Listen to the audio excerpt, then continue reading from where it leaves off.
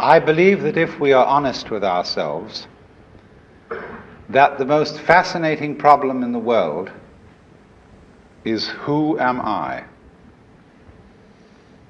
What do you mean? What do you feel when you say the word I? I, myself.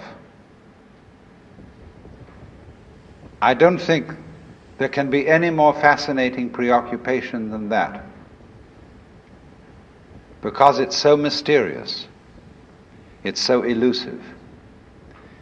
Because what you are in your inmost being escapes your examination in rather the same way that you can't look directly into your own eyes without using a mirror, you can't bite your own teeth, and you can't touch the tip of this finger with the tip of this finger. And that's why there's always an element of profound mystery in the problem of who we are. This problem has fascinated me for many years, and I've made many inquiries, and there is a certain consensus about this, a certain agreement, especially among people who live in Western civilization. Most of us feel I, ego, myself, my source of consciousness, to be a center of awareness and a source of action that resides in the middle of a bag of skin. And so we have what I have called the conception of ourselves as a skin-encapsulated ego. Now, it's very funny how we use the word I. We don't say, I beat my heart, in the same way as we say, I walk, I think, I talk. We feel that our heart beats itself, and that has nothing very much to do with I. In other words, we don't regard I myself as identical with our whole physical organism. We regard it as something inside it. And most Western people locate their ego inside their heads. You are somewhere between your eyes and between your ears, and the rest of you dangles from that point of reference. It is not so in other cultures. When a Chinese or Japanese person wants to locate the center of himself, he points here to what Japanese call the kokoro, or the Chinese call shin, the heart, mind. Some people also locate themselves in the solar plexus. But by and large, we locate ourselves behind the eyes and somewhere between the ears. We speak of coming into this world. And this whole sensation that we are brought up to have of being an island of consciousness locked up in a bag of skin, facing outside us a world that is profoundly alien to us in the sense that what is outside me is not me. This sets up a fundamental sensation of hostility and estrangement between ourselves and the so-called external world.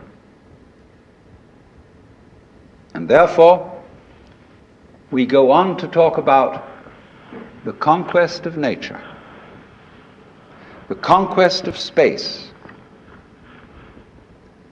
and view ourselves in a kind of battle array towards the world outside us. Now, actually, it is absolutely absurd to say that we came into this world. We didn't. We came out of it. What do you think you are? Supposing this world is a tree, Are you leaves on its branches, or are you a bunch of birds that settled on a dead old tree from somewhere else? Surely, everything that we know about living organisms from the standpoint of the sciences shows us that we grow out of this world, that we, each one of us, are what you might call symptoms of the state of the universe as a whole. But you see, that is not part of our common sense. Western man has for many centuries been under the influence of two great myths. When I use the word myth, to me the word myth signifies a great idea in terms of which man tries to make sense of the world. It may be an idea, it may be an image. Now, the two images which have most profoundly influenced Western man are, number one, the image of the world as an artifact, like a carpenter's table or a jar made by a potter.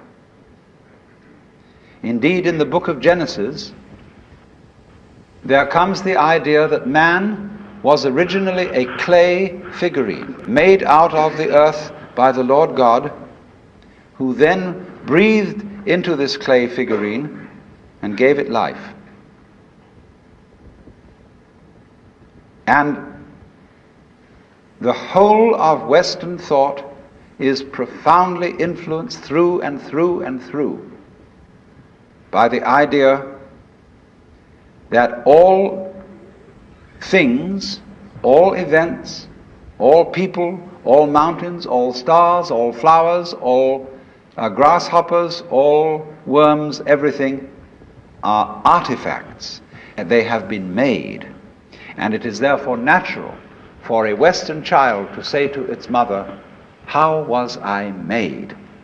That would be quite an unnatural question for a Chinese child, because the Chinese do not think of nature as something made. They look upon it as something that grows, and the two processes are quite different.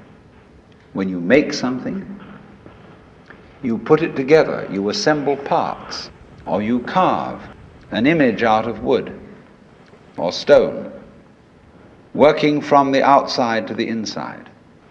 But when you watch something grow, it works in an entirely different way. It doesn't assemble parts. It expands from within and gradually complicates itself, expanding outwards, like a bud blossoming, like a seed turning into a plant. But behind our whole thought in the West is the idea that the world is an artifact, that it is put together by a celestial architect, carpenter, and artist, who therefore knows how it was done. Because as we have, in popular theology, understood the Lord God, He is the mastermind who knows everything. And if you ask the Lord God exactly how high is Mount Whitney to the nearest millimeter, He would know exactly like that and would tell you. Any question.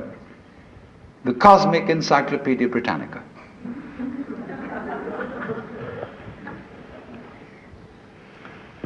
Unfortunately, this particular image or myth became too much for Western man, because it was oppressive to feel that you are known through and through and watched all the time by an infinitely just judge. Everywhere is this eye watching, and judging you, so that you always feel you're never really by yourself. But the old gentleman is observing you and writing notes in his black book. And this became too much for the West. It became oppressive. They had to get rid of it. And so instead, we got another myth, the myth of the purely mechanical universe.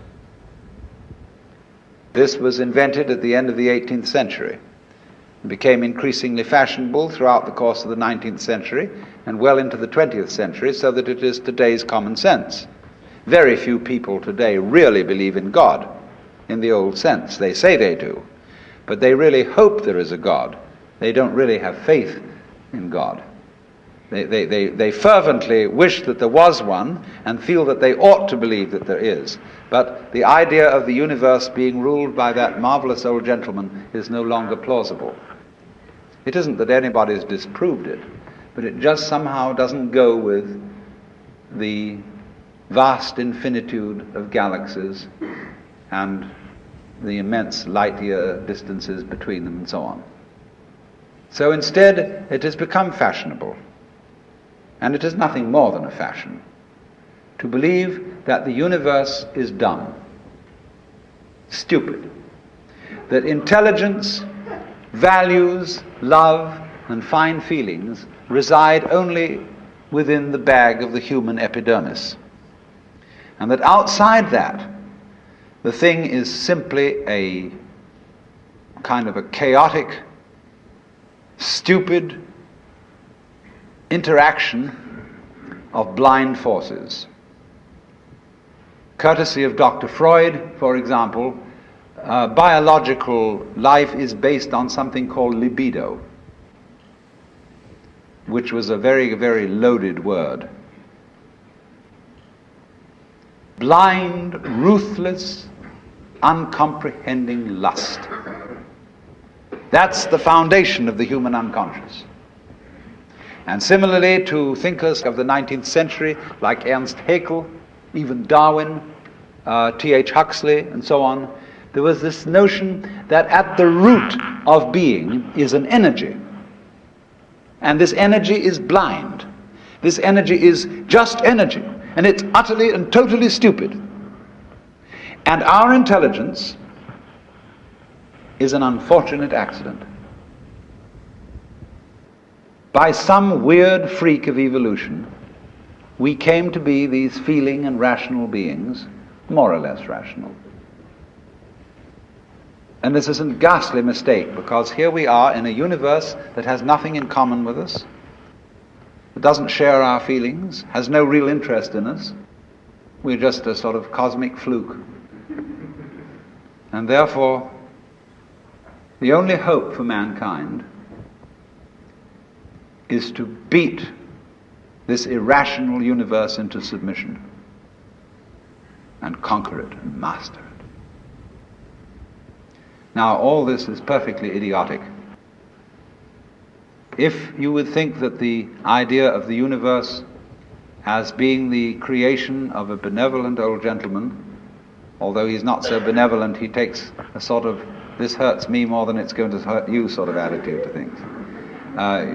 You can have that on the one hand, and if that becomes uncomfortable, you can exchange it for its opposite, the idea that the ultimate reality doesn't have any intelligence at all. At least that gets rid of the old bogey in the sky, in exchange for a picture of the world that is completely stupid. Now, these ideas don't make any sense, especially the last one, because you cannot get an intelligent organism, such as a human being, out of an unintelligent universe. The saying in the New Testament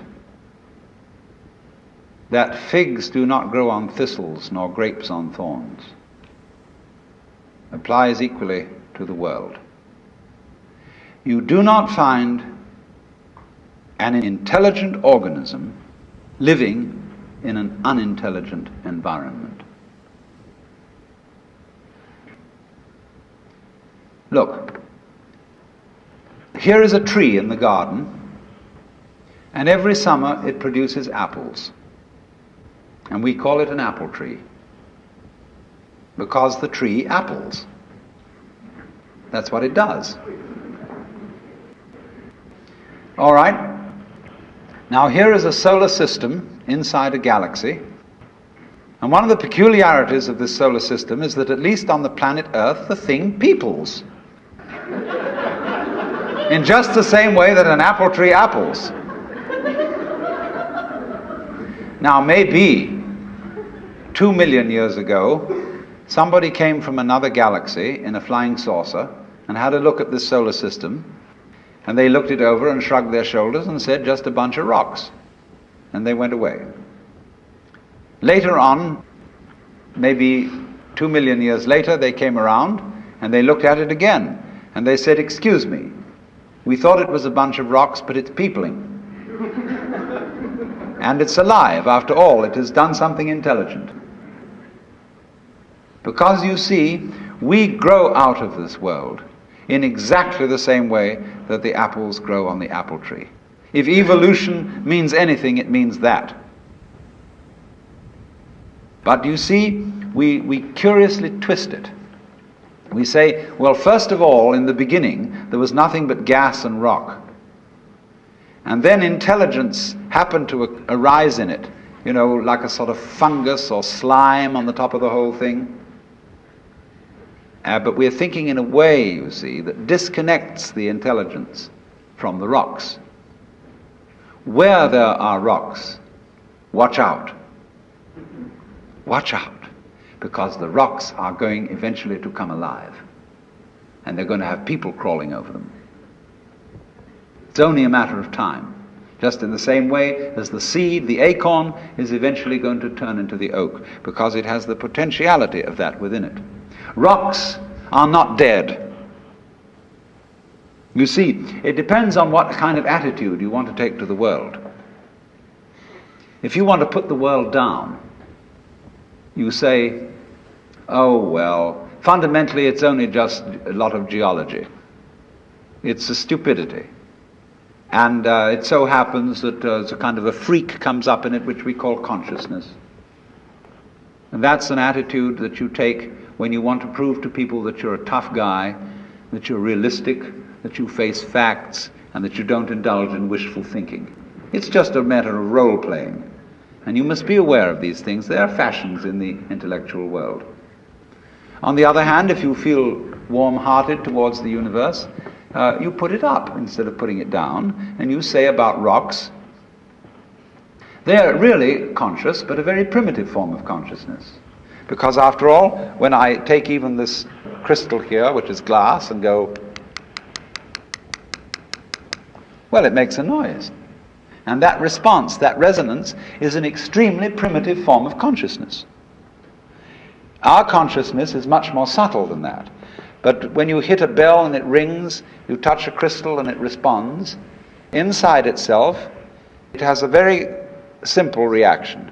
It goes jangle inside, whereas we go jangle with all sorts of colors and lights and intelligence, ideas and thoughts. It's more complicated. But both are equally conscious, but conscious in different degrees. That is a perfectly acceptable idea. See, all I'm saying is that minerals are a rudimentary form of consciousness, whereas the other people are saying that consciousness is a complicated form of minerals. What they want to do is to say everything is kind of bleh, whereas what I want to say is hooray, life is a good show.